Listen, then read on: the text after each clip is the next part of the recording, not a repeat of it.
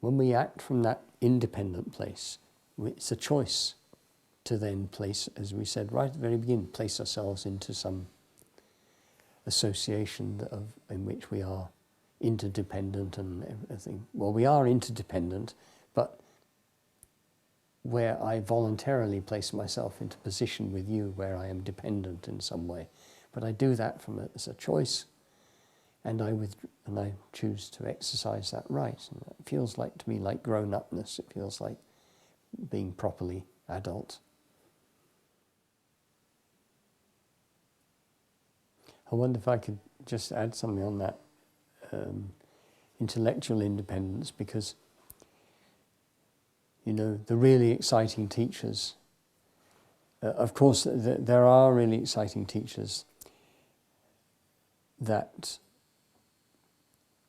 espouse a particular path or route. But what I think for a young person is, and any person really, is really exciting is that teacher that inspires us to explore ourselves, and who does not somehow give us the ideology, the piece that we must adopt, sort of thing. So I think that so many of us find it so very difficult to be in dialogue with each other where we differ in our opinions, interpretations, observations. What an enormously helpful thing it would be if we educate to allow difference. All of the pain that's currently going on with, with religious Muslim and Christian and capitalist and communist and all this different stuff, but our capacity and willingness to be able to sit with difference, and whilst acknowledging our emotional reactions, be curious about what those are really all about, and how we can find our way to genuine inquiry, and what the implications there around listening. And this is very challenging, but exciting. And a less conflicted world probably utterly depends upon our capacity to do this. So, in a way, how unhelpful the debate is versus the dialogue sort of thing. I don't think I've ever seen anybody change their mind in a debate. They just collide, and whoever is smarter, quicker, better vocabulary, whatever it is, wins the debate. But completely different idea. In Embekum's council as it existed before we dissolved it, and we will bring it back in some different form soon, but one of the most fascinating things was when a topic would be introduced and it would go round the circle, Embekum's circle, and people would speak their position, as it were, and as it moved, and particularly once it got into the second cycle, you'd find people suddenly a lot less certain than they were before, because they've heard now things that they hadn't thought of. They've suddenly realised there are all kinds of dimensions to this topic that they hadn't fully comprehended. And suddenly it becomes a lot less this is what I think, sort of thing, here's my opinion on this, and becomes much more fully embracing of a complexity, and it's usually much softer, so people are pulled back from their position. And with it comes then the challenge of, gosh, I thought I knew what I thought about this, and now I feel rather confused, and so it's more difficult. But again, suddenly, within this, there is the possibility of something more whole, something more integrated, something more real and true than my previous well-held, well-worn belief, assumption, knowing, whatever it happened to be. What might happen if you had limitless time? Who knows? We usually don't. But I do notice that in the past, amongst the community of facilitators and people like that who I kept, we used to talk a lot about, confronting someone and the intervention that would sort of move to address something. And I think that can be useful and can be helpful, and it has its place. But I do feel now, more and more, that usually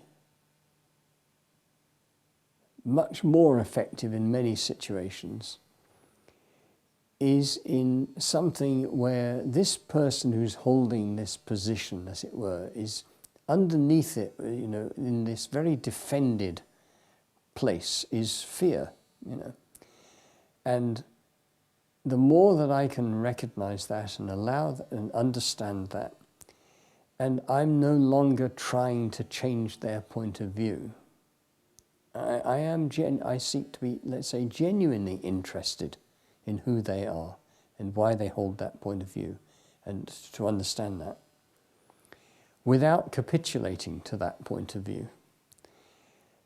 But we get time and time again, a person, say, on the journey or something like that, who is angry and blaming. And we notice that in the process of being in that circle of people over that 6-day period that it runs, there are almost times where what appeared to be rock solid, suddenly you see the fault lines begin to appear, and you see this person suddenly, and you sense, and they're speaking, and then suddenly they stop speaking, and they stop speaking, and now they're fighting with tears. And you stay sat there, and you stay, and they struggle through. And of course now they're feeling devastated, they're feeling broken, they've broken. And so often then comes that next piece of they allow themselves that next step. They cannot help it any longer, it's broken open. So suddenly all this fear or grief or whatever it is that prompted this thing in the first place begins to start opening up. And now we have a realm of possibility.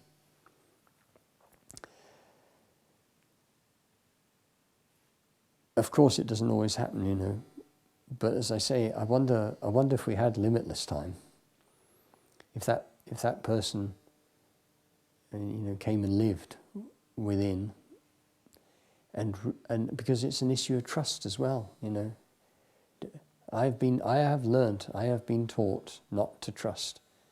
I have to have this strong opinion. If I ever let go of that, I'll be trampled on, so I can't bear to consider anything different. And maybe also sometimes people are so hurt that something, and so far into that, perhaps it is true that there is no healing in this life for that person. I don't know. I do think there are circumstances where, you simply say, well, we don't have the resources. What do we do? But if we take the prison system, you know, it's just extraordinary to me that a few months ago we heard the Home Secretary talking about, you know, visiting the US, exploring ways in which the US are using to help the people who've done these awful crimes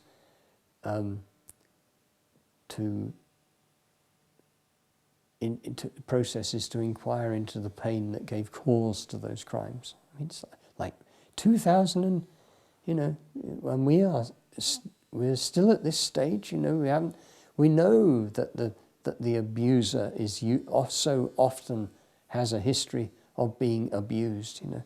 It's like baby steps in saying, if we really want to reduce crime and all these things, then something a little more imaginative than whatever we've created in this current process. And yet we're still at that, seem to be in that place.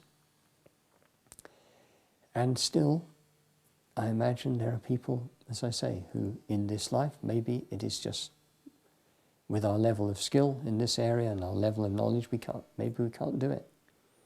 So best to face up to that, but that still doesn't mean that we couldn't compassionately meet that and find some way of holding that space.